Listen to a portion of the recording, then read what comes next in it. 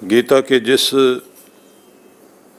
अध्याय के साथ हम लोग जिस श्लोक से इस यात्रा में आगे बढ़े थे, अगला श्लोक है यावत् संजायते किंचित सत्वं स्थावर जंगमम क्षेत्र क्षेत्रज्ञ संयोगात तद विद्धि भर्तर्षभ।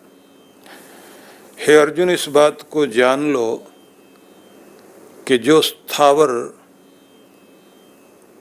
जंगमम और जंगम कोई भी वस्तु कहीं भी उत्पन्न हुई है, क्षेत्र क्षेत्रज्ञ संयोगात, वह क्षेत्र और क्षेत्रज्ञ के संयोग से ही उत्पन्न हुई है। इस बात को तुम जान लो, समझ लो। यह संसार जड़ चेतन जगत परम चेतन क्षेत्रज्ञ ईश्वर के द्वारा ही उत्पन्न हुआ है। तो यहाँ दो बातें बहुत ध्यान देने योग्य है कि जो भी जड़ चेतन जगत इस संसार में दिखाई देता है वह उस परम क्षेत्रज्ञ परमेश्वर के द्वारा ही उत्पन्न हुआ है, क्योंकि दोनों के जीव और जगत का मेल, प्रकृति और चेतना का मेल, इस संसार में जो भी गतिशील प्राणी हैं उन सबको उत्पन्न करने की प्रक्रिया इसी प्रकार से है। और परम चेतन के द्वारा ही, परमेश्वर के द्वारा ही इस संसार में जो भी कुछ उत्पन्न हुआ है वह भगवान के द्वारा ही उत्पन्न हुआ। दूसरे शब्दों में कहा जाए कि कुछ भी उत्पन्न हो रहा है, जड़ प्रकृति में जो भी क्रिया होती है वह क्रिया परम चेतन के द्वारा ही होती है, परम चेतन के नियमों के अनुसार ही होती है। भगवान की जो परम सत्ता है, परम शक्ति है, वही इन पदार्थों के अंदर गति को, वाइब्रेशन को, ऊर्जा को उत्पन्न करते हुए सब चीज़ों को बनाने का कार्य करती है। और उसी के द्वारा कुछ भी संसार में होता है। तो बिना चेतन के द्वारा कोई भी चीज़ अपने आप नहीं होती। परम चेतन के सहयोग से प्रकृति में जो भी कुछ चीज़ें घटती बढ़ती हैं उसके पीछे वही एकमात्र कारण है। इस बात को दूसरे ढंग से भी हम लोग समझें कि पूरा जगत अगर व्यवस्थित है तो व्यवस्थापक कोई शक्ति पीछे काम करती है। अगर कहीं नियम दिखाई देते हैं तो नियम बनाने वाला कोई है। और अगर इस पूरे संसार में कहीं पूर्ण बुद्धिमत्ता दिखाई देती है कि हर चीज बुद्धि पूर्वक है, तो इसका मतलब ये है कि मनुष्य से भी कहीं अधिक बुद्धिमान कोई शक्ति है जो इस संसार को निर्मित कर रही है, चला रही है। इसलिए मनुष्य ने कितना भी बड़ा सुपर कंप्यूटर और अपने रोबोट के माध्यम से, सुपर कंप्यूटर से, रोबोट से कितने भी बड़े कार्य कर रहा हो मनुष्य, और इससे भी कहीं अधिक चीज़ें व्यक्ति विकसित करेगा। पर यह ध्यान रख लीजिए कि ये बुद्धि हमारी तभी काम कर रही है कि इस बुद्धि की बुद्धि भी, जैसे पहले कहा गया था कि ज्योतियों की ज्योति भी कोई शक्ति है। उपनिषदों में जिसे कहा गया है प्राण का भी प्राण कोई है, तो उसी को जानना है।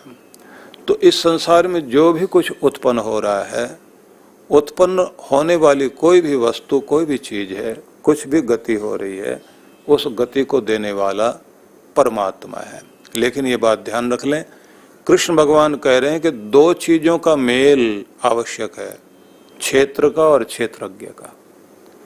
क्षेत्रज्ञ जहां आत्मा है और देह हमारी जो है वो क्षेत्र है, तो जब इन दोनों का मेल होता है तब ये जीव उत्पन्न होता है। और इसके अंदर जो विकास होता है, इसके अंदर जो वृद्धि होती है, और इसके शरीर में जो क्षय होता है और फिर मृत्यु होती है, वो प्रक्रिया भी चेतन के कारण है। तो जीव को भी परम चेतन नियंत्रित कर रहा है और इस प्रकृति को भी वह नियंत्रित करता है।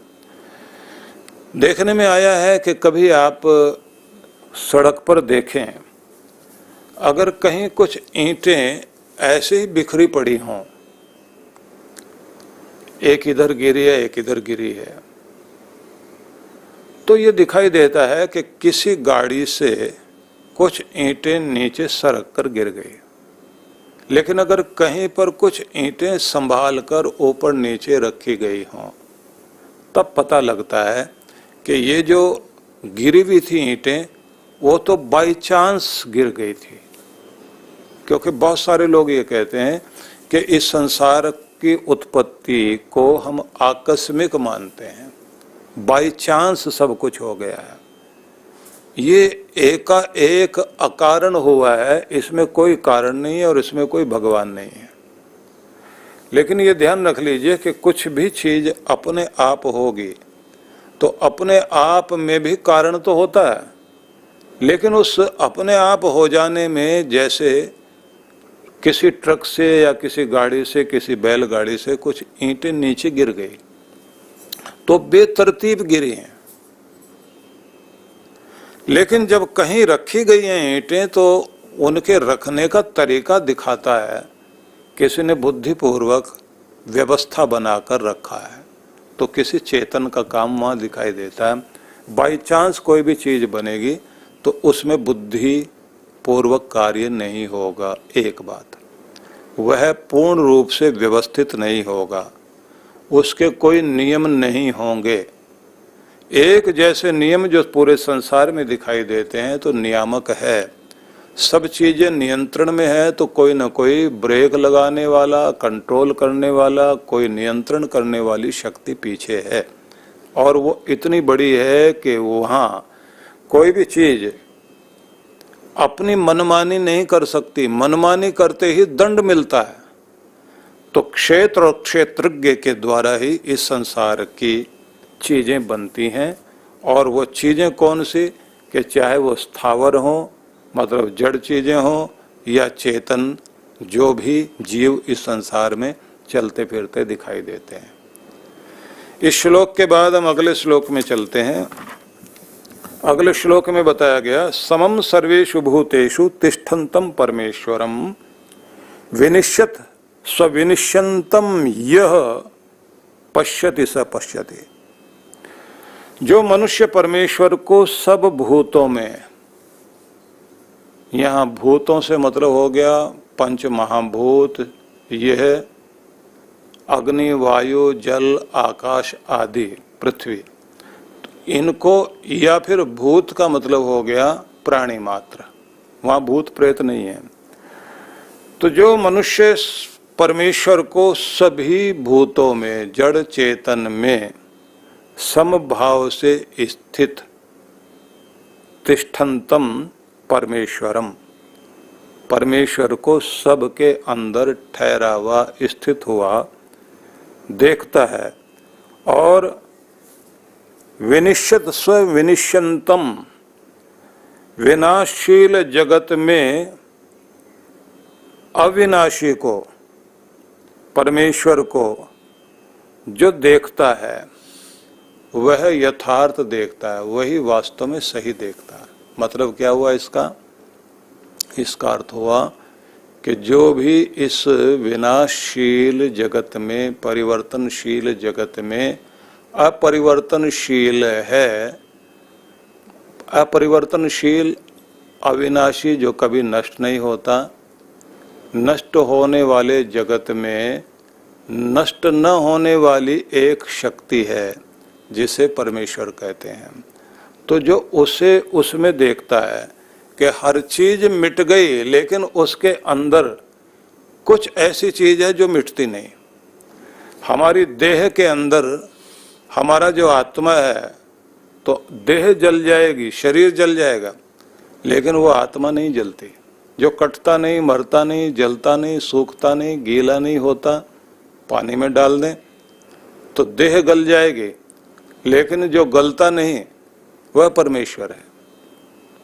और वह सभी प्राणी मात्र में, जो इस दुनिया के समस्त प्राणी हैं या जड़ चेतन जगत है, इस सब में जो ठहरा हुआ, जो इस सब में स्थित है, और ये सभी चीज़ें बनती बिगड़ती हैं, लेकिन जो बनता बिगड़ता नहीं है और सबके अंदर विराजमान है, उसे जो देख लेता है, उसकी जो अनुभूति करता है, कहते हैं देखना उसे आ गया।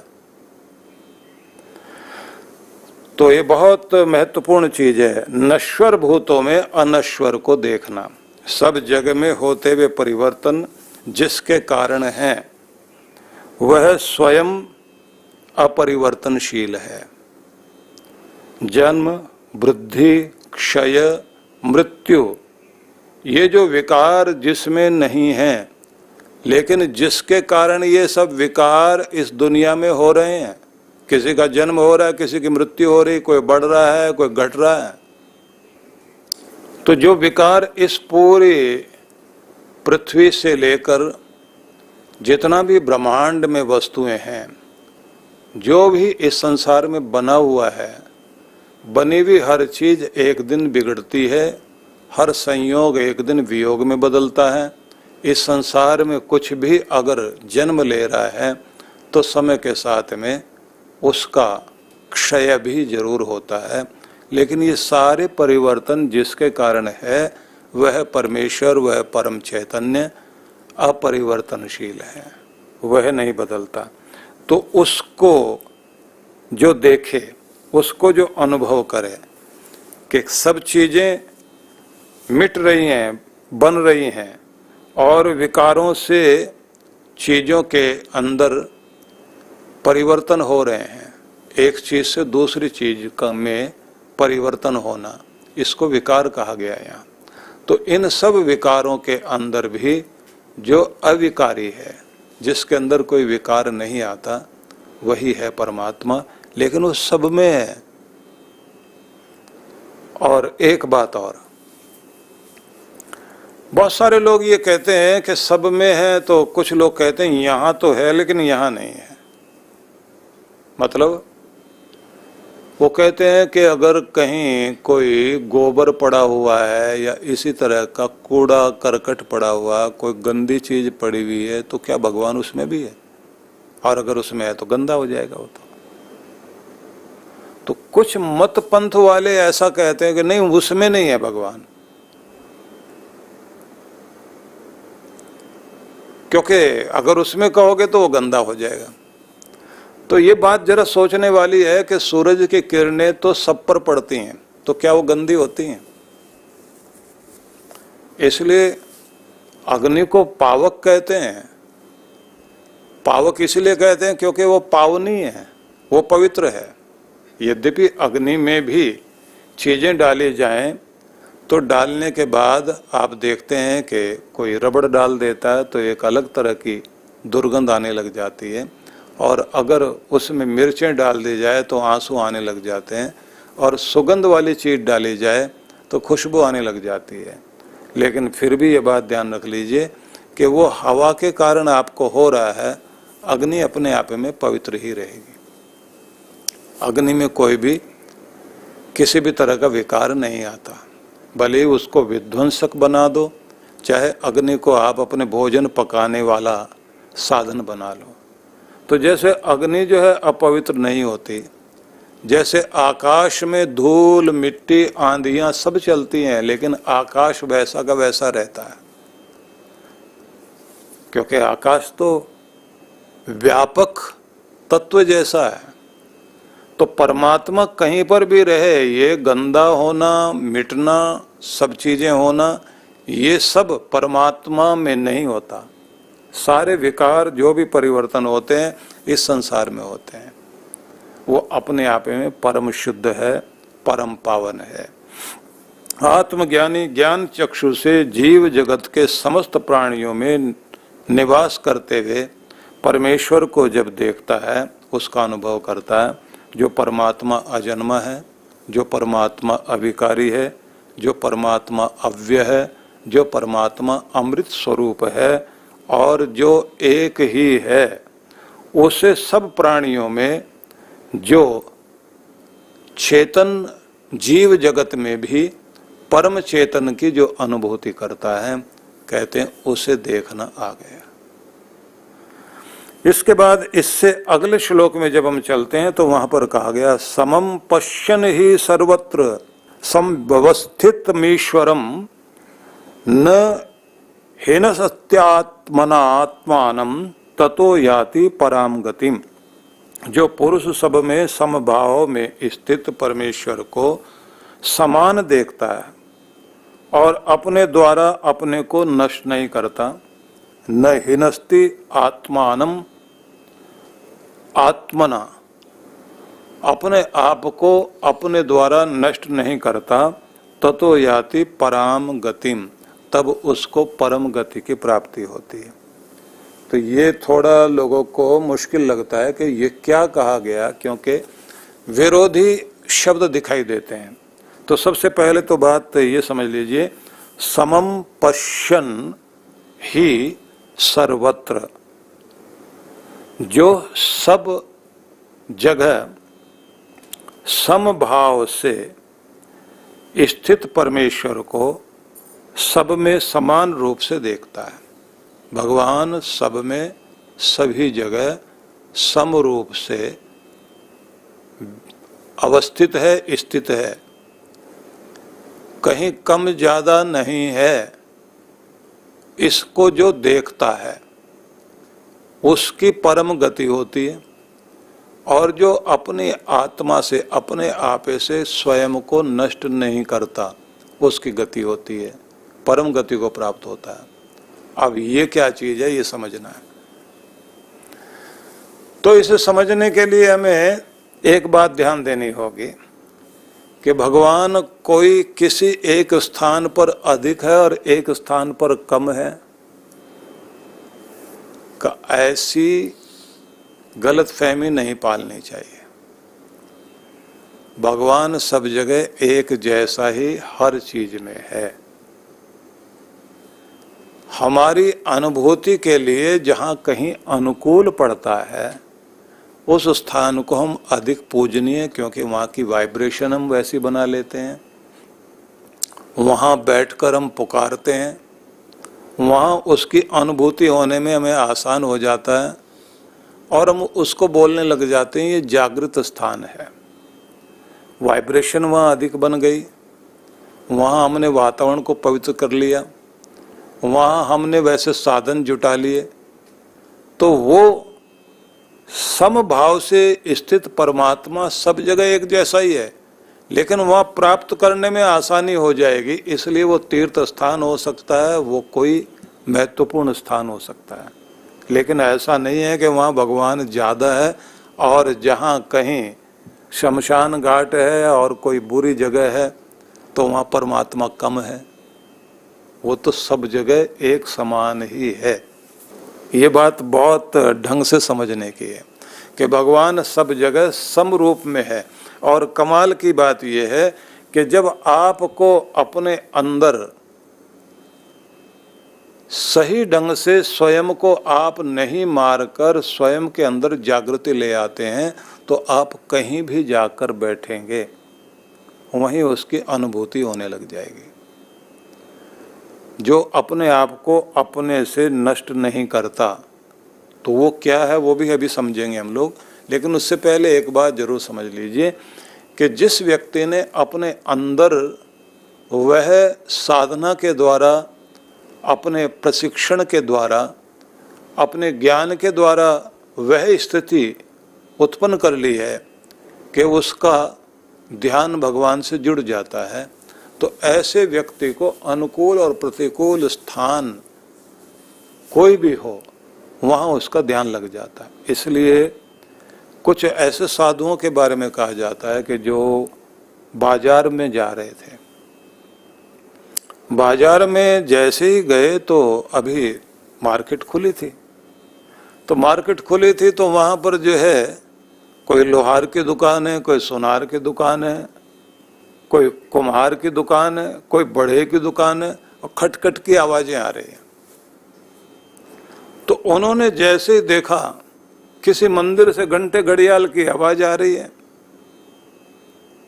कहीं कीर्तन हो रहा है, तो शोर तो है। और उनमें से एक मस्त फकीर खड़ा हुआ हाथ में चिमटा लेकर, और उसने जो वो खटखट की आवाज आ रही थी उसके साथ में अपने चिमटे की आवाज मिलानी शुरू की। और इधर एक ने अपनी ढपली ली और वो उसी ताल के साथ ताल मिलाने लगे। और उसके बाद कुछ लोगों ने कहा ये तो बाजार है, यहाँ घाटे मुनाफे का कार्य हो रहा है। और उन्होंने कहा कि नहीं, यहाँ तो परमात्मा का कीर्तन चल रहा है। और उन्होंने उसी तरह से गाना शुरू किया और झूमना शुरू किया। कुछ बीच में जो है हाथ उठा करके नाचने लग गए, और कुछ लोग दुकानों से उठ करके आ गए, वो भी उनके साथ खड़े हो गए। और थोड़ी देर में देखने में आया कि एक मेले जैसा हो गया, भीड़ इकट्ठी है और ये मस्ती से गाते जा रहे हैं, काम करने वाले अपना काम कर रहे हैं। और उसके बाद कुछ लोगों को वहीं बैठ गए अलग अलग जगह पर, जिन्होंने आंखें बंद करके ध्यान करना शुरू किया, कुछ आंखें खोल करके भगवान की मस्ती में आनंदित हैं। अब लोगों ने थोड़ी देर वो आनंद लिया और बाबा लोग थोड़ी देर ये आनंद लेकर के जब जाने लगे तो किसी ने पूछा, महाराज ये आप कहाँ बाजार में ध्यान कर रहे हो, कहाँ बाजार में भजन कर रहे हो? कहीं जंगल में जाके करो तो अच्छा है, वहां ज्यादा अनुकूल पड़ेगा। उन्होंने कहा कि जब अंदर अनुकूल पड़ता है तो आपको एक एक आवाज में भी दिखाई देता है कि परमात्मा का भजन चल रहा है। कि मुझे मार्केट नहीं दिखाई दी, मुझे तो लगा कि यहाँ भी लय चल रही है भगवान की, यहाँ भी सरगम चल रहा है, यहाँ भी उसका गीत हो रहा है, यहाँ भी गुणगान हो रहा है। दुनिया, ये जीवन अपने अपने काम में लग गया है। लेकिन बस इतना कर लेना कि जो भी कर रहे हो उसकी लय में रहना और उसके आनंद में रहना, क्योंकि तुम खुद को मारने लग गए हो। सबने पूछा, महाराज मार कैसे रहे? बोले अपने आप को भुला दिया, तनाव में जी रहे हो, क्रोध में जी रहे हो। जो आदमी क्रोध में जी रहा, तनाव में जी रहा, चिंता में जी रहा, भय में जी रहा है, वो अपने आपे में नहीं है, वो खुद को मार रहा है। और जो खुद को मार रहा है उसको भगवान की अनुभूति नहीं होती। और जो मस्ती में है उसे तो हर समय लय में चलते हुए परमात्मा का जो संगीत, भले ही बारिश हो रही है, टप टप करके पत्तों से पानी नीचे गिर रहा है, तो उसको वहां भी एक लय अनुभव होगी। वे लोग आत्महन हैं जो अपने अंदर की आवाज नहीं सुनते, जो अपने भीतर परमात्मा जो प्रकट है उसको अनुभव नहीं करते। वे लोग जो बाहर प्रकृति में उसके आनंद और उत्सव को महसूस नहीं करते, जो अपने आप में खोए पड़े हैं, मतलब चिंताओं में, भय में, दबाव में, जिन्होंने अपने आप को मार लिया है, अपने भीतर के आनंद से वंचित रह गए, कहते हैं वो नहीं देख पाएंगे। लेकिन जिन्होंने उस मस्ती से अपने को जोड़ लिया है तो बस वो परम गति को प्राप्त कर जाएंगे। इसलिए जो ये कहा आत्मेय आत्मनो बंधु, उस श्लोक को यहाँ साथ में जोड़िए और उपनिषद के इस सूत्र को भी साथ में जोड़ लीजिए। अंधन तम प्रविशन्ति ये विद्याम उपासते, और इस बात को भी साथ जोड़िए। असूर्या नाम ते लोका अंधेन तमसा वृता तास्ते प्रेत्यापि गच्छन्ति एके चात्महनो जना। अंधेरी योनियों में जाकर के गिरते हैं वे लोग जो लोग आत्महन हैं, अपने आत्मा की आवाज को दबा रहे हैं, जो लोग अपने भीतर से खुद को खुद ही मारने में लगे हुए हैं, वे अंधेरों में, अंधेरी योनियों में जाकर गिरते हैं। कि अपने भीतर के आनंद को जगाना जो सीख गए, बस उन्हीं की परम गति होती है। तो इसलिए दिल को उस राह पे चलना ही नहीं, दिल को उस राह पे चलना ही नहीं जो मुझे तुझसे जुदा करती है, मुझ पे ऐसा हवा करती है, तेरी खुशबू का पता करती है। इसलिए ये ध्यान रख लीजिए कि जिसे उसकी आवाज सुनाई दे रही है, जिसे अपने अंदर से परमात्मा की प्रतीति अनुभव हो रही है, उसे तो लगता है कि पूरी प्रकृति में सब जगह वही एक है जो गा रहा है। इसलिए इसे ध्यान में रखना है। उद्धरेत आत्मना आत्मानम न आत्मानम अवसादयेत। अपना उद्धार स्वयं कीजिए, अपने आप को नीचे गिरने मत दीजिए। आत्मेव ही आत्मनो बंधो, तुम ही तुम्हारे मित्र हो। आत्मेव रिपु आत्मना, और खुद के शत्रु भी तुम ही हो। इसलिए यदि स्वयं को जीत लिया, स्वयं को नियंत्रित कर लिया, तो तुम खुद के मित्र बन गए और फिर परम पिता परमात्मा की कृपा को पाने में सहयोगी हो गए। यह महत्वपूर्ण शब्द था कि जो लोग अपने द्वारा अपने को नष्ट नहीं करते, ऐसे जो लोग हैं वही परम गति को प्राप्त करते हैं। अगले श्लोक में फिर हम प्रवेश करते हैं। प्रकृत्येव च कर्माणि क्रियमाणानि सर्वशः यह पश्यति तथा आत्मानम अकर्तारम सपश्यति।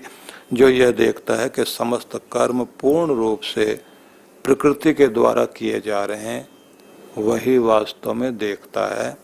जो यह समझे कि आत्मा अकर्ता है। अब यहाँ भी एक बात ध्यान रखने की है। इससे पहले कहा गया कि जो भी प्रकृति में जड़ चेतन में गतियां हो रही हैं और कुछ भी उत्पन्न हो रहा है, बन रहा है, बिगड़ रहा है, उसे बनाने और बिगाड़ने वाली शक्ति परमात्मा है। क्षेत्र और क्षेत्रज्ञ का मेल से ही सब चीजें होती हैं। यहाँ अब दोबारा जो कहा गया है कि प्रकृति में सब चीजें अपने आप हो रही हैं, उनका कर्ता परमात्मा नहीं। समस्त चेष्टाओं के लिए प्रकृति ही उत्तरदायी है। आत्मा कर्म से अतीत है, यह केवल साक्षी दृष्टा है। ऐसा अनुभव करने वाला यथार्थता में ज्ञानी है। तो अब इसे थोड़ा समझ लें हम लोग कि हमारे शरीर के अंदर जो आत्मा है और सारे विश्व की जो विश्व आत्मा है, दोनों साक्षी बने हुए हैं।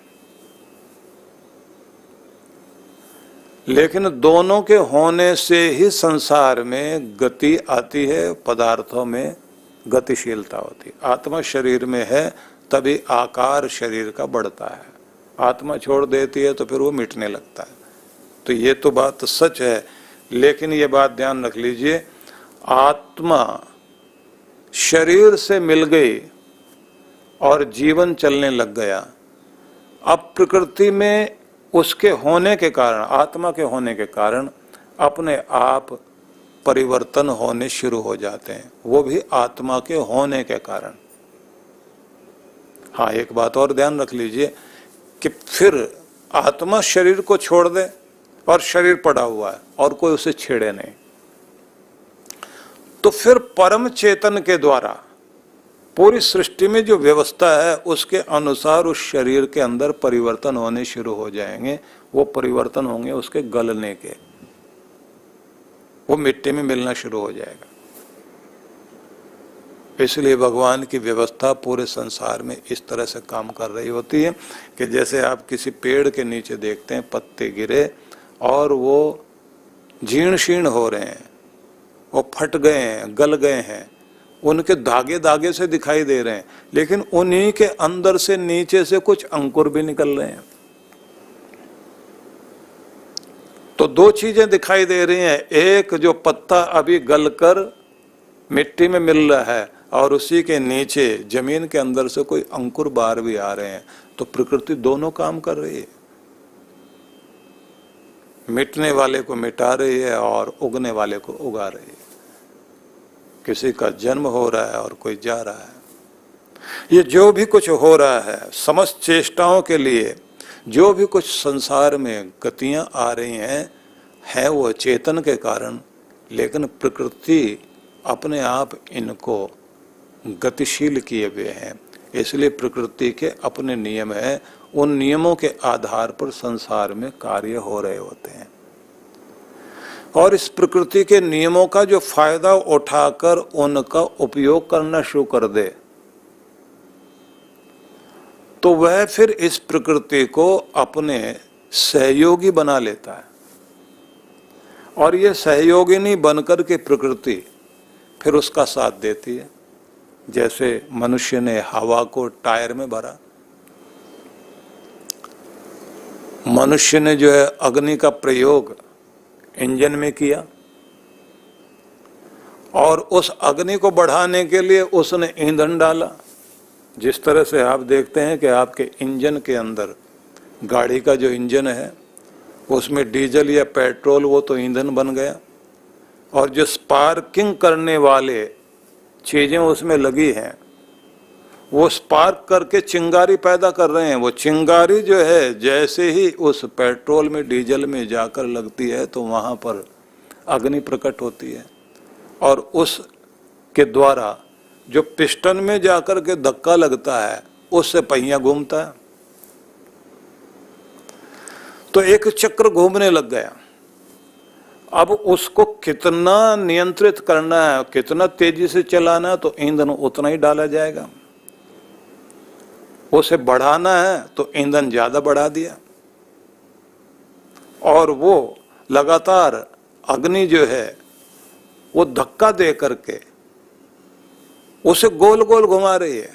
तो आपने अग्नि का उपयोग किया, वायु का उपयोग किया, क्योंकि ऑक्सीजन आ रही है, हवा को फिल्टर करते हुए अंदर देने वाली चीज काम कर रही है, यंत्र ऐसे लगा रखे हैं, और वो फिर धक्का दे करके चाक को, पहिए को घुमा रहे हैं।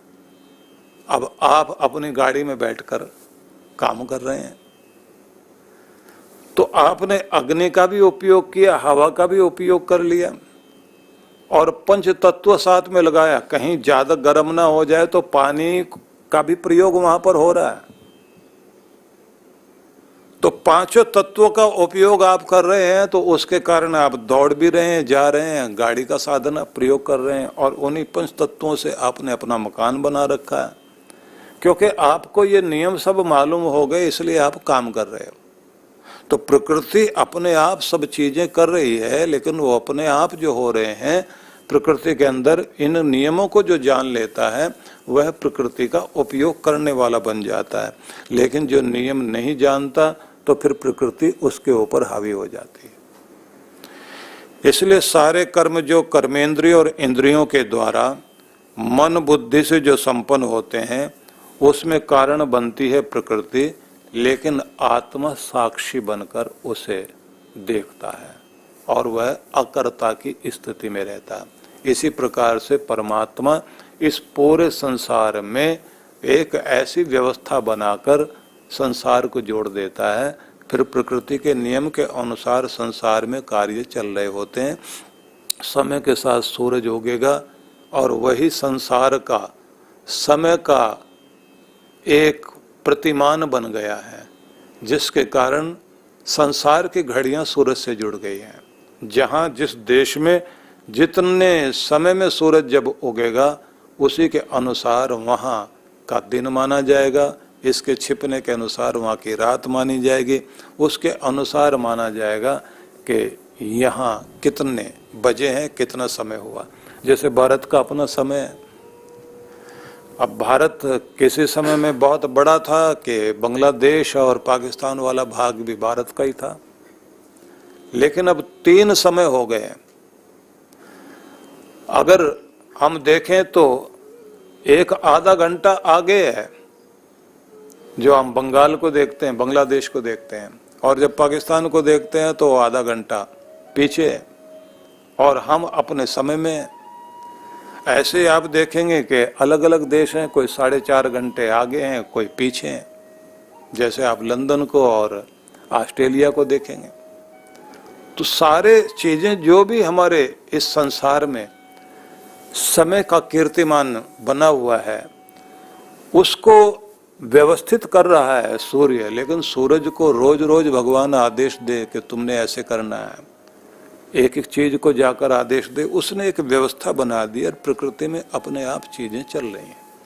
तो पूरी प्रकृति सब कार्यों को कर रही है अपने नियमों के अनुसार, लेकिन परमात्मा अकर्ता बनकर बैठा हुआ है।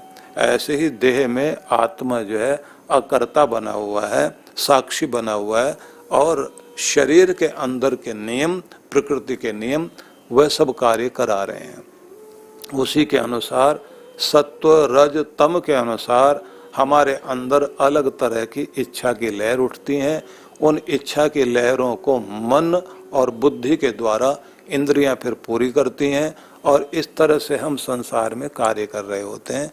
लेकिन आत्मा इन सब को साक्षी बन करके देखता है, अकर्ता की भांति। इस रूप में जब आदमी अपने आत्म स्वरूप को और परमात्म स्वरूप को देखने वाला बन जाता है, तो कहा गया फिर उसे देखना आ गया। तो आज के श्लोक के साथ ही इसको पूर्ण करते हैं, और कल फिर हम अगले श्लोक में प्रवेश करेंगे।